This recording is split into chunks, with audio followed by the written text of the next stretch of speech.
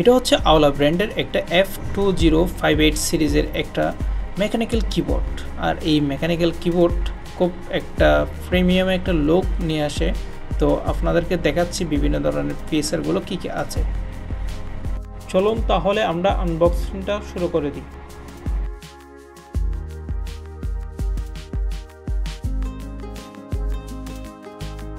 আমরা প্রথমে একটা রিস্টেস পেলাম, যেটার সাহায্যে আমরা কিবোর্ড ব্যবহার করার সময় আমাদের হাতের মধ্যে অতিরিক্ত প্রেশারটা লাগবে না। তো দেখি আমাদের মেকানিক্যাল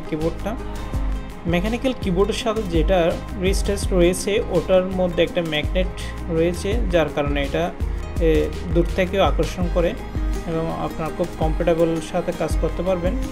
এখন আর একটা বিষয় হচ্ছে যে আমাদের কিবোর্ডের উপরের পার্টটা হচ্ছে মেটাল আর ব্যাক পার্ট হচ্ছে প্লাস্টিক। তো এই জিনিসটা অত বেশি ভালো লাগে নাই।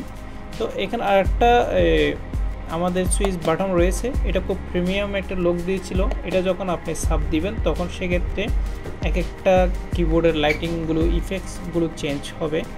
তো সবগুলো কিন্তু ঠিক ছিল ওভারঅল, কিন্তু লাইটগুলো যখন ক্যামেরার মধ্যে আমরা ভিডিও করতেছিলাম তখন দেখা যাচ্ছে যে লাইটগুলো মানে আপ ডাউন ওই রকম লাগতেছিল। এটা হচ্ছে লাইটের একটা কোয়ালিটির ইস্যুর ফল্টের কারণে এই ধরনের জিনিসটা আসতেছিল আর কি। তো বাকিগুলো সবগুলো ওভারঅল ভালো ছিল। তো লাইটের যে সমস্যাটা আপনারা দেখতে পাচ্ছেন এটা খালি চোখে দেখা যায় না। তো আমরা মেকানিক্যাল কিবোর্ড আর একটা রয়েছে, আমরা এটাও পাশাপাশি রাখলাম। এটার লাইট ইফেক্টটা একটু কম, যার কারণে এটা অত বেশি ইফেক্টিভ লাগতেছে না। এটার আলো এবং ইফেক্টিভ একটু বেশি। তো ওভারঅল নাইটের মধ্যে কাজ করে অনেক ফিল পাবেন।